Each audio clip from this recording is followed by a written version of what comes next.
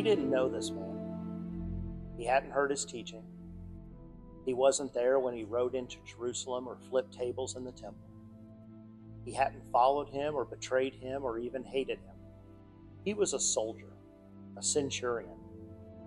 In the Roman military, a centurion commanded 80 to 100 men, seasoned, trusted, hardened. These were the guys who kept discipline in the ranks and order in the streets. They weren't soft. They weren't idealistic. They were professional. By the time you became a centurion, you'd likely seen dozens, maybe hundreds of crucifixions. And this one, it was supposed to be just another Friday. 3 men, 3 crosses, and one of them, Jesus of Nazareth.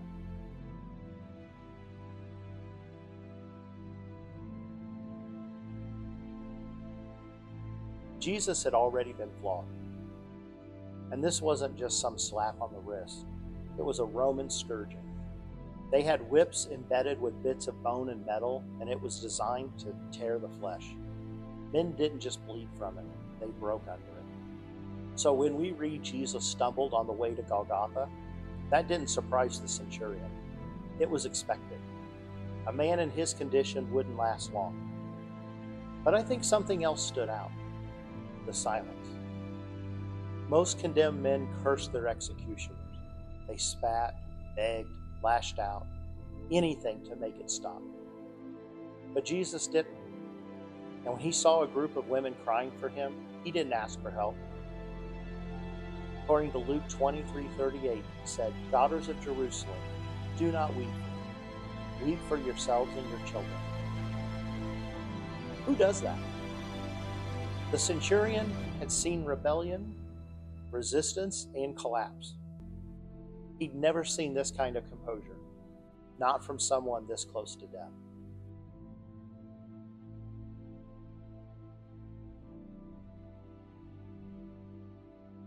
The crucifixion site was called Golgotha, the place of the skull. It was likely a hill just outside the city walls. Because you see, Rome, they liked to crucify people in public.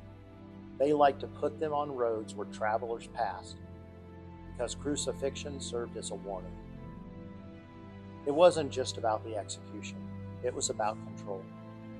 So the centurion who gave the orders, his men, they laid Jesus down on the beam.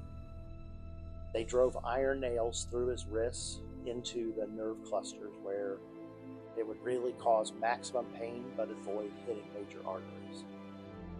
And they hoisted him up. They nailed his feet into the vertical post, and then they cast lots for his clothing, just as they always did. Standard Roman protocol. You see, crucifixion didn't kill you quickly. It wasn't designed to. This is actually how it worked. When your body is suspended and your arms are stretched out and raised, it becomes almost impossible to breathe. Your chest expands, but your diaphragm, it can't pull in air. So to take a breath, you had to push yourself up using the nails on your feet, drag your shredded back against the rough wood, inhale, and then collapse back down. Over and over. And you did this until your body, it just couldn't do it anymore. When you were crucified, you didn't die from the wounds. You died from suffocation. Sometimes it took hours, sometimes it took days. But when Jesus was hanging there in all that misery, he said something I don't think anyone expected. Luke 23:34 says, "Father, forgive them, for they know not what they do." Matthew 27:54 and Mark 15:39 says the centurion was watching Jesus and saw how he died. He very likely heard Jesus. And my guess is he heard Jesus and this stopped the centurion in his tracks. No one would say that, not from a cross. One of the criminals mocked Jesus. The other one defended him and said, "Jesus, remember me when you come into your kingdom." And Jesus replied, "Truly I tell you, today you will be with me in paradise." This wasn't normal. This wasn't how condemned men talked. From where the centurion stood, This execution wasn't going like the others. And then something happened to the sky.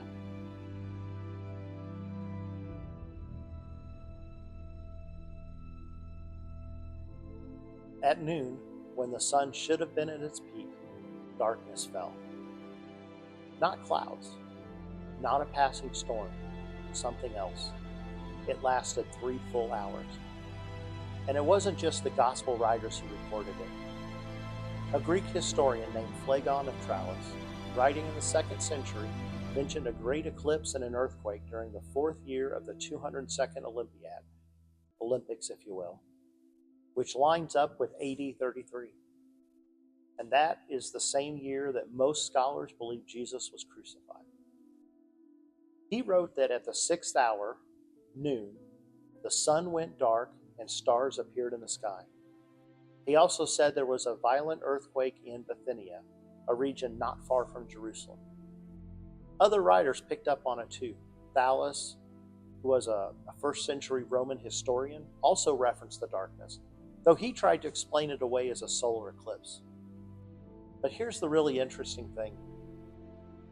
A solar eclipse can't happen during a full moon. And Passover always takes place during a full moon. So when skeptics try to brush this off as just an eclipse, they're completely missing the point. This wasn't a natural event that lined up by coincidence. This was a cosmic disruption, something they couldn't explain even as they tried. Tertullian, another writer from the early 200s, even claimed the record of the darkness was still kept in Roman archives. Julius Africanus quoted Thales, but pushed back, saying this wasn't just astronomy. And Origen, a respected theologian, pointed to these same records to show that even secular sources couldn't ignore what happened that day. So while the centurion, he didn't have a historian's lens, he didn't need one. He just saw what was right in front of him. The light disappeared. The birds went quiet. And the crowd stopped cheering. And then Jesus cried out, not in rage, but in Scripture, quoting Psalm 22:1, my God, why have you forsaken me? To some, it sounded like despair. But Psalm 22 wasn't unfamiliar. It started with anguish, but it ended in victory. Maybe the centurion didn't know that, but I think he felt the shift. Something bigger than Rome was happening.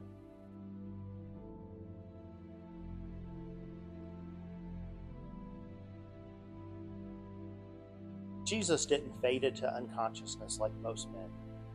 He shouted, "It is finished. Father, into your hands I commit my spirit." And then he gave up his breath.